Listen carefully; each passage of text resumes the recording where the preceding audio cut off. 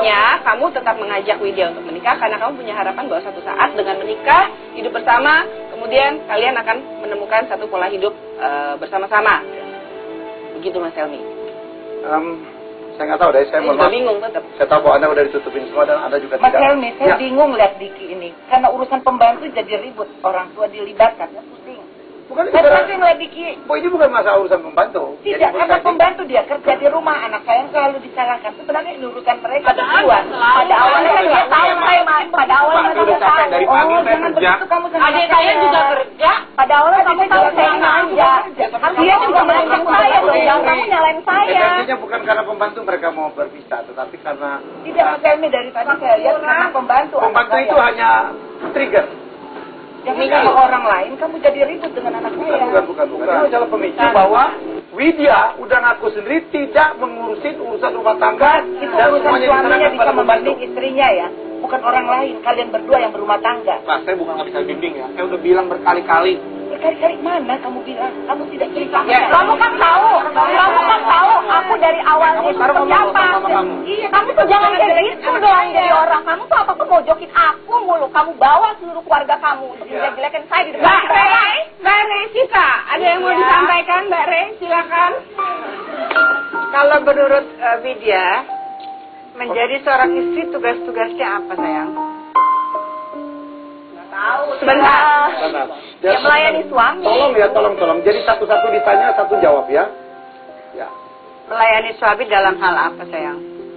Ya dalam hal semuanya. Misal deh. Benar loh. Dalam hal semuanya, iya dong.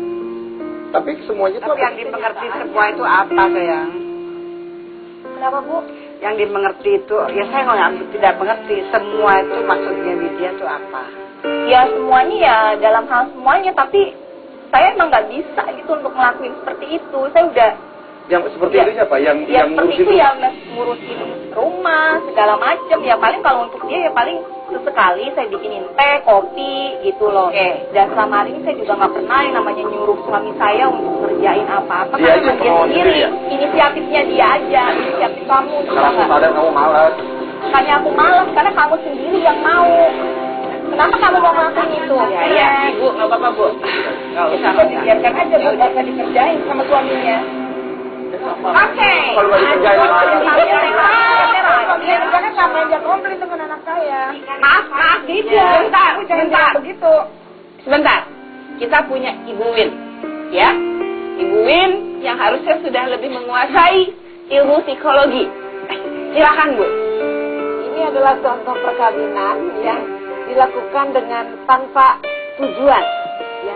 Keduanya mau menikah tapi nggak tahu mau dibawa kemana pernikahan ini. Kemudian harus bagaimana menjalani pernikahan ini. Menjalankan pernikahan juga ya sama seperti menjalani kehidupan dia sebelumnya tergantung pada pembantu. Tidak mengubah perilakunya sesuai dengan perannya sebagai istri dan sebagai ibu. Sementara Diki mengharapkan Widya berubah.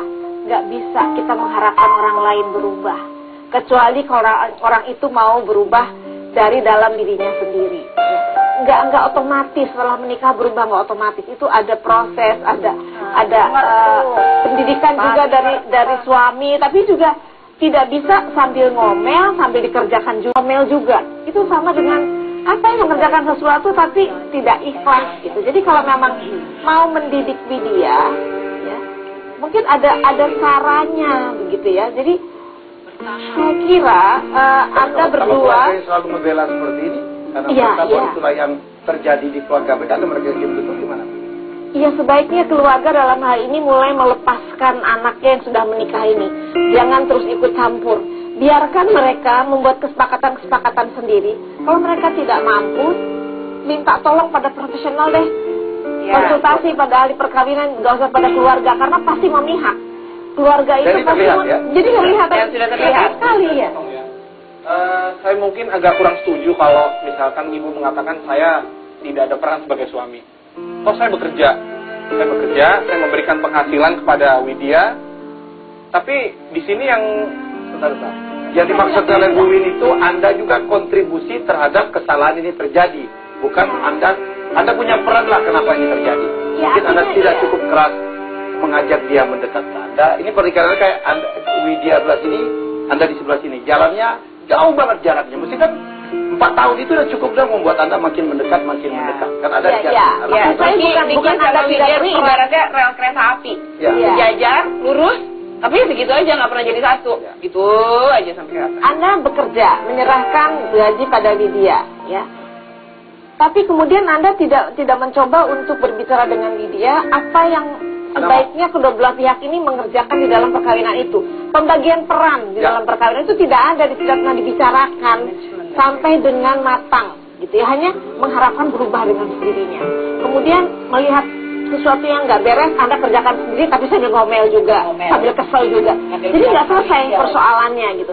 Harusnya Anda berdua ini betul-betul duduk berbicara, nih perkawinan mau dibawa kemana? Itu yang saya katakan tadi, perkawinan yang nggak ada tujuannya. Ya, jangan kemana-mana. Ya. Kita masih akan kembali lagi, mudah-mudahan dengan solusi. Tetap di Masihkah Kau Mencintaiku? Masih.